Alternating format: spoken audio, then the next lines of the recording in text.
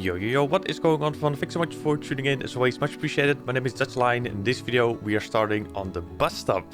In the previous episode, we pretty much finished the entrance cafe. It wasn't really announced that that video would have been the last one, because quite honestly, with the making of this video, I thought we'd be able to get an extra episode going. But with the coverage of the gameplay that I still had with building the cafe itself, there wasn't like a whole lot left to do. And the bookcase is like pretty much the final bit that we've done. And then later on, it's just like the finishing touches with a light bulb here, a carpet there. So overall, yeah, like it wasn't really sufficient to make a like general and decent video out of it. So instead of like a half crooked video in a way, we will be starting on the bus stop that we talked about in previous episodes as well. Space-wise, as you can see, we do not really have that much. That means that the overall look of the bus stop and the areas surrounding it will be very like small and slim.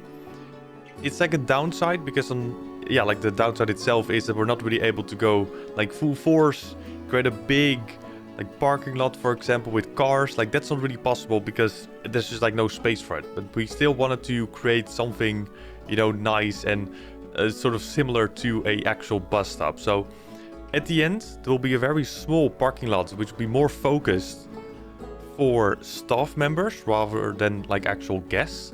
And the bus stop will be like the main way for the guests to get into the zoo. Later on, in the section that we are building in now, it's more on the right side, there will be a bicycle entrance. Also, will be focused in future videos. First of all, we're gonna like create the bus stop itself, and then later we'll be focusing on that bicycle parking lot. But there will be space for two buses. They will be like back to back. There are a couple of variations that we went through in the live streams on Twitch.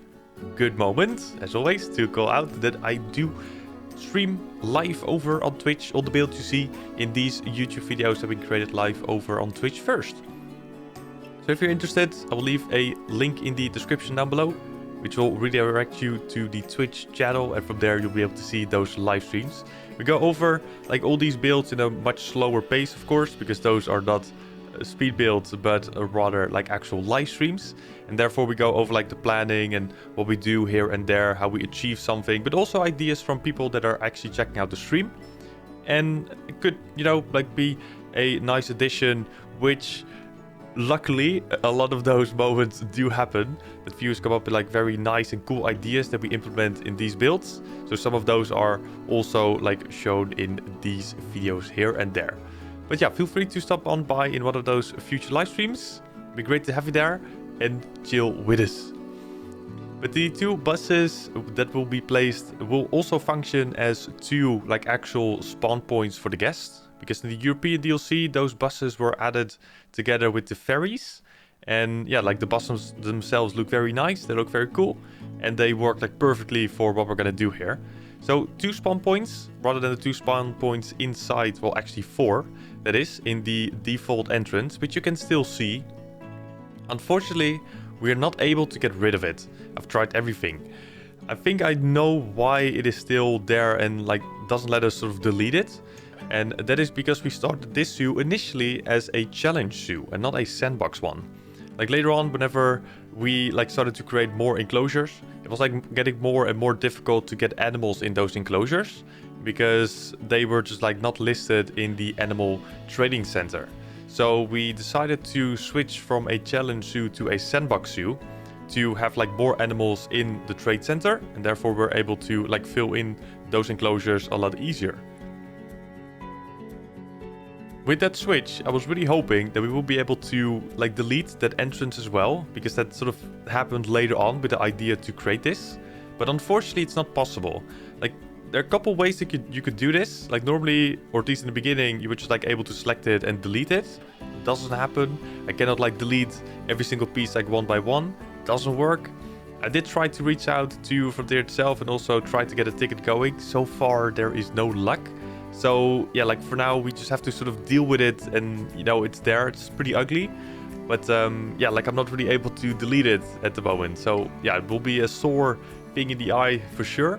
But yeah, like until we are able to actually delete it, this is just like what we sort of have to look at and yeah, hope for the best later. if we are actually able to delete it in the future. Because if that is possible, then that will be the first thing that we're going to do to this zoo. No matter what we are building, that building will be deleted in the future. What we will be doing though is like place rocks, trees and like a lot of foliage in front of that building to try to like obscure like as much as possible, even though it will be very difficult because it's a pretty big building.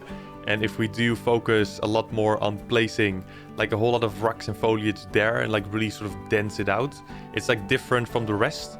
So it will be like interesting to see how we can sort of solve that in the future. Like so far, also on the live streams on Twitch, we did not really sort of went to that position yet. So it will be like quite interesting in how that's gonna work. But like that's the thing for now for the default entrance. And that it will unfortunately stay in the position where it is in right now.